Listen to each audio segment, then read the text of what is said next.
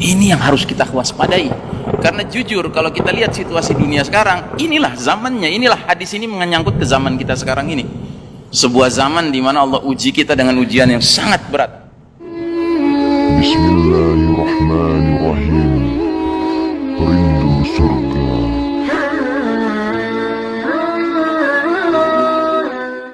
Allah.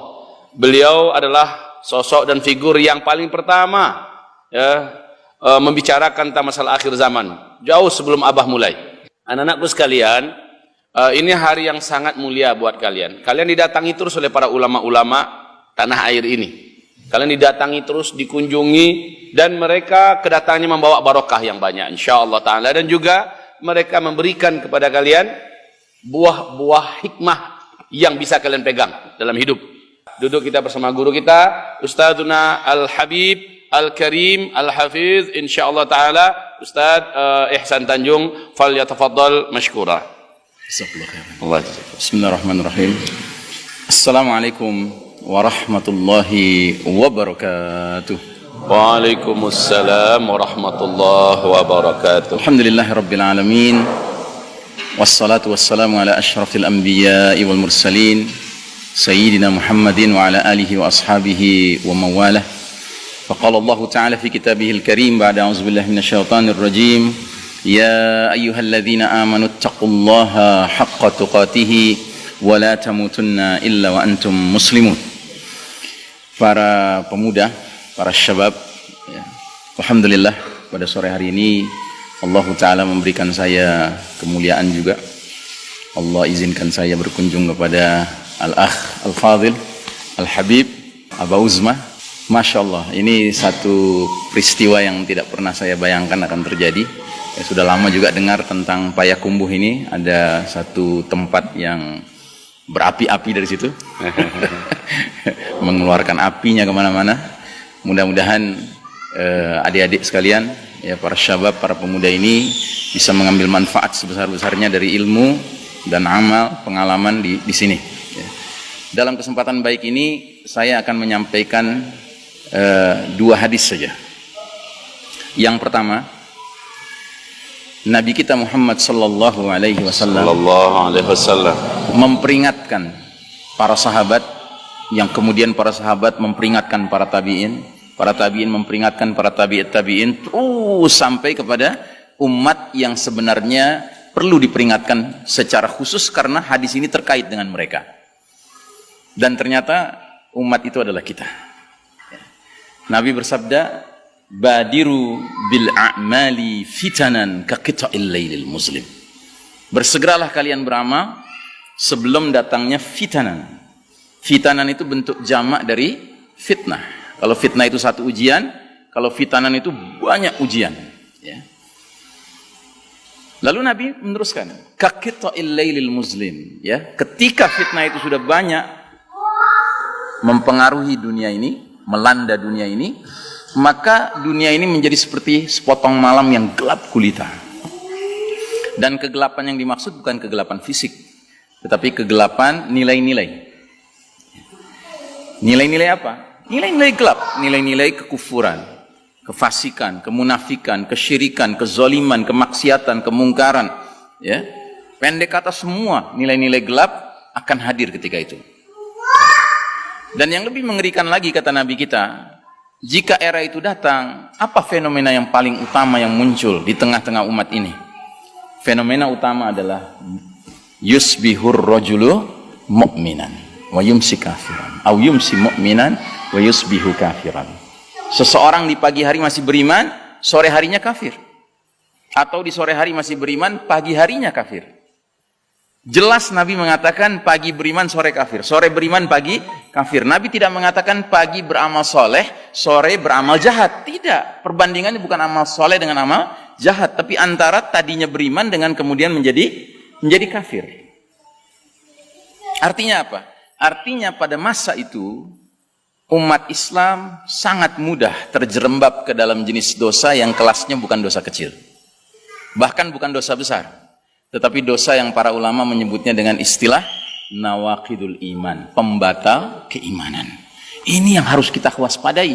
Karena jujur kalau kita lihat situasi dunia sekarang, inilah zamannya, inilah hadis ini menyangkut ke zaman kita sekarang ini. Sebuah zaman di mana Allah uji kita dengan ujian yang sangat berat. Karena apa? Karena kepemimpinan dunia bukan di tangan kita, tapi di tangan kaum kuffar. Wabil khusus al-Yahud wan Nasara. Mereka yang sedang mimpin dunia hari ini. Tidak bisa kita pungkiri itu. Ya. Dan ini masalah sunnatut tadawul, sunnah pergiliran yang memang Allah sudah takdirkan. Jadi bahwa kita sedang kalah sekarang itu realita. Ya. Makanya kalau Abah sering mengingatkan kepada umat hari ini, dua hal yang harus kita jaga, memang itu benar. As-sabru wal yaqin. Kesabaran dan keyakinan itu harus kita miliki. Ya. Karena tidak mungkin kita bisa menempuh dunia yang gelap gulita ini kecuali dengan as-sabru wal yaqin ini. Dan ujung dari hadis ini apa kata Nabi? Yabi'u dinahu bi'aradin minad dunya. Orang-orang ini terlibat dalam dosa pembatal keimanan karena mereka telah rela menjual agamanya demi mendapatkan kenikmatan dunia. Artinya apa? Artinya rusak. Kemampuan membedakan mana mahal, mana murah itu terbalik-balik. Sekarang saya tanya kepada kalian. Din Allah ini murah atau mahal? Hah? Din Allah ini murah atau mahal? Mahal, ya. Bahkan ini barang paling mahal di dunia bagi orang beriman. Makanya Nabi sampai mengajarkan kita doa panjang sekali. Tapi di sela-sela doa itu ada bagian di mana Nabi mengatakan, "Wala taj'al musibatana fi dinina." Ya Allah, jangan kau biarkan musibah menimpa kami dalam urusan agama kami. Jadi kita orang beriman, kalau kena musibah kesehatan, kena musibah harta, kita bisa bersabar. Tapi kalau sudah musibah agama, itu puncak musibah. Kenapa? Karena din ini adalah barang paling berharga bagi kita. Sekarang saya tanya lagi, kenikmatan dunia murah atau mahal? Masya Allah, jawabannya tegas sekali. Ini kalau di majelis lain saya tanya, kenikmatan dunia murah atau mahal, orang tuh bingung jawabnya. Karena apa? Sudah banyak yang sudah materialis sekarang. Sehingga untuk mengatakan murah tuh ragu-ragu. Tapi ini anak-anak muda ini Masya Allah. Saya ulangi lagi. Kenikmatan dunia murah atau mahal? Masya Allah. Berhasil antum? Alhamdulillah. Antum punya pencinta akhirat yang luar biasa. Allahu Akbar. Ya. Ini hadis pertama. Nah, hadis kedua. Ya. Lagi-lagi berkaitan dengan zaman kita. Nabi 15 abad yang lalu telah menggambarkan bahwa sekalipun Islam ini dijamin oleh Allah, tidak bisa dikalahkan oleh orang-orang kafir. Kan ada jaminan itu dari Allah. Surat Al-Ma'idah ayat 3. Al-yawma ya'isal ladzina kafaru min dinikum fala takhshawhum wakhshawun. Pada hari ini orang-orang kafir sudah berputus asa mengalahkan din kalian, agama kalian al-Islam ini. Karenanya jangan takut pada mereka, kata Allah, tapi takutlah kepadaku. Tapi ingat, putus asa melawan apa? Melawan din ini. Bukan putus asa melawan kaum muslimin, tidak. Orang kafir tidak pernah putus asa melawan kaum muslimin. Karena apa? Mereka tahu kaum muslimin itu beda dengan Islam. Kalau Islam itu mantap, nggak bisa diganggu gugat. Tapi kalau kaum muslimin itu bisa kuat, bisa lemah. Ya. Bisa berada di rel yang benar, bisa berada di rel yang salah. Ya. Nah, jadi Nabi pernah menyampaikan satu hadis tentang ajaran Islam yang karena umatnya itu lemah, kemudian ajaran itu sendiri mengalami pelunturan, pelan tapi pasti. Bagaimana kata Nabi? La tunqadanna ural islami urwatan. فَكُلَّمَنْ تَقُدَتْ أُرْوَةٌ تَشَبَّثَ النَّاسُ بِالَّتِي تَلِيهَا فَأَوَّلُهُنَّ نَقْدًا الْحُكْمُ وَآخِرُهُنَّ الصَّلَاةُ. Jadi Nabi kita bersabda, ikatan Islam ini akan terurai simpul demi simpul. Tahu simpul ya? Tahu simpul? Simpul tali ya. Jadi Nabi menggambarkan Islam ini seperti kumpulan ikatan yang sudah mantap ya. Tapi dia bisa terurai. Dan kalau dia terurai itu simpul demi simpul, satu demi satu. Setiap satu simpul terurai, manusia bergelayutan pada simpul berikutnya. Itu terurai, simpul berikutnya. Itu terurai, simpul berikutnya. Nah, urutannya bagaimana? Yang paling awal akan terurai adalah urusan hukum, dan yang paling akhir terurai adalah urusan sholat. Ya. Nah, semenjak runtuhnya tatanan Islam, sistem iman dan tauhid tahun 1342 Hijriah, persis 100 tahun dari kita sekarang pakai kalender Hijriah. Apa yang terjadi? Di negeri-negeri kaum muslimin yang paling awal berubah adalah hukum. Tadinya hukum Allah yang berlaku, mulai hukum sekuler yang berlaku. Dan yang lebih menyakitkan, hukum yang berlaku seringkali adalah hukum mantan penjajahnya. Kalau negeri muslim itu tadi dijajah sama Inggris, mereka berhasil mengusir penjajah Inggris bulenya itu, kafirnya itu. Tapi herannya hukum Inggrisnya dipakai. Kalau negeri muslim itu dijajah Belanda, ya kan, Belandanya diusir dengan Allahu Akbar. Tapi anehnya setelah mereka terusir, hukum Belanda pula dipakai. Ya. Itu baru tahap awal. Tahap berikutnya kemudian politiknya. Makin lama makin asing kita dengan politik yang dimainkan oleh orang-orang yang secara status mengaku muslim. Tapi politik macam apa? Kok nggak seperti Umar ibn Khattab, nggak seperti Abu Bakar Siddiq, ya? Karena apa? Karena simpul politik Islam terurai. Ekonomi Islam terurai. Bahkan di negeri muslim diperkenalkan ekonomi ribawi. Ya, musuhnya Allah dan Rasulnya. Berperang dengan Allah dan Rasulnya. Terus pelan, simpul demi simpul lepas, ya. Kemudian simpul budaya. Kita dulu kalau menikmati hiburan, ya, dalam zaman Islam berjaya, setiap hiburan itu membawa kita kepada zikrullah, ya. Seperti antum kalau menikmati hiburan berkuda, itu kan ingat Nabi, ingat para sahabat, ya kan, itu zikrullah, mengingat Allah, mengingat jihad fisabilillah. Tapi hiburan-hiburan modern sekarang ini semuanya mengarah kepada fiktor, pikiran-pikiran kotor. Terus simpul budaya lepas, simpul pendidikan lepas. Ya, pendidikan sekarang sudah bukan pendidikan Islam, pendidikan sekuler. Maka banyak orang tua tidak mau lagi anaknya bercita-cita menjadi ulama. Maunya kalau nggak jadi tukang insinyur, jadi tukang dokter. Bangga kali mereka. Terus satu demi satu, simpul medis terlepas, ya. Ingat dulu ketika Tibun Nabawi yang tegak, para tabib itu mendidik diri mereka sendiri dan pasiennya bahwasanya wa idza maridtu fahuwa yashfin. Kalau aku sakit, Allah yang menyembuhkan.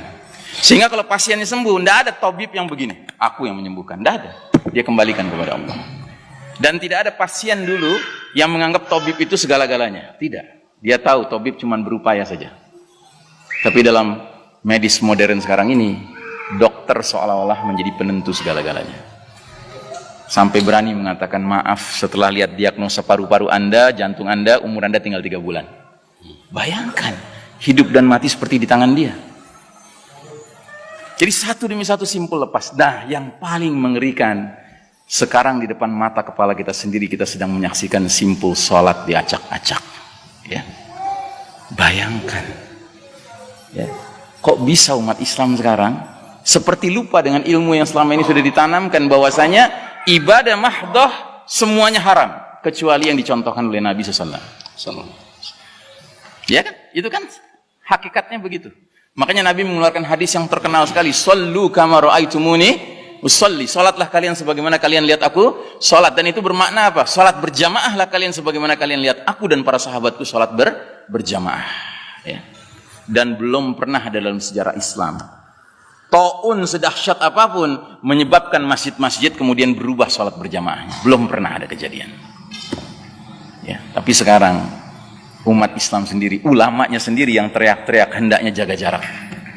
Padahal hadisnya sangat jelas. Gimana Ustaz? No. Ya. Tutuplah celah-celah di antara kalian. Ya.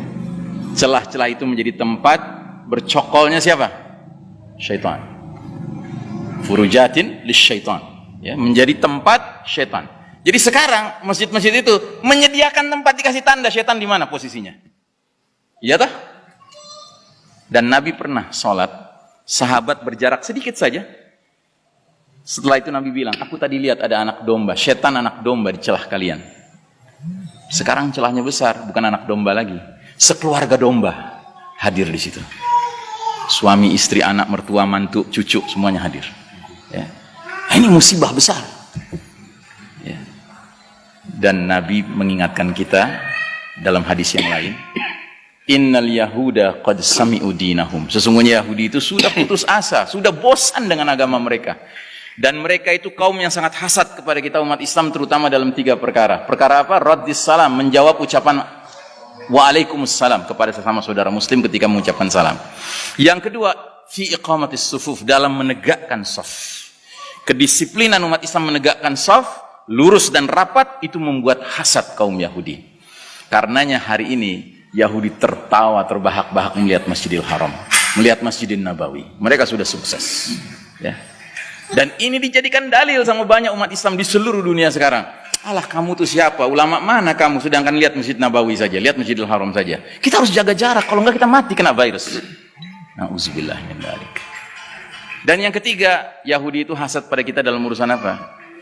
Ucapan kaum muslimin di belakang imam sholat wajib mereka ketika sholat jahar, yaitu kalimat amin. Makin keras suara aminnya, makin hasad Yahudi. Yang berarti makin sedikit jumlah jamaahnya, suara aminnya makin kecil. Dan ini yang terjadi di banyak masjid sekarang. Masjid mestinya muat 1000 orang, cuma muat 300 orang. Karena aturannya begitu. Otomatis suara aminnya mengecil. Nah, saudaraku rahimakumullah, tidak ada pilihan lain buat kita. Bahwa kita tetap harus berpegang kepada sunnah Nabi Muhammad SAW.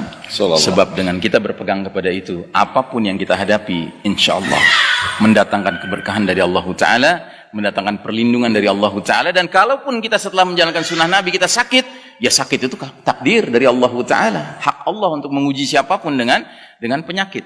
Tapi yang penting kita tidak boleh mengalahkan ya kedisiplinan kita menegakkan sunnah Nabi dengan alasan apapun, apalagi kalau alasan itu hanya bersifat duniawi. Ya, demikian barangkali yang bisa saya share pada sore hari ini. Ya, saya doakan mudah-mudahan jamaah sekalian, terutama para pemuda, pemudi, para talibah di sini menjadi calon-calon ulama Islam, calon-calon mujahidin, mujahidat fi sabilillah. Amin. Ya, dan mudah-mudahan Saleh, mana Saleh? Hadir Saleh? Mana Saleh? Masya Allah, Saleh, insya Allah ya. Jihad fisabilillah. Bayatul Mahdi, Insyaallah. ya. Allahumma ja'alna min jayshil mahdi alladhina akhadhu ihdal husnayain, ish kariman au mutsyahidan. Amin. Demikian barangkali yang bisa saya share ya. Abah, Masya Allah, barakallahu fikum, hayakumullah. Ustaz Salim, hayakumullah. Aqulu qawli hadza fastaghfirullah li wa lakum. Wassallallahu ala nabiyyina Muhammadin wa ala alihi washabbihi wasallim tasliman. Uhibbukum fillah. Wassalamualaikum warahmatullahi wabarakatuh. Waalaikumsalam warahmatullahi wabarakatuh. Bismillahirrahmanirrahim. Rindu surga.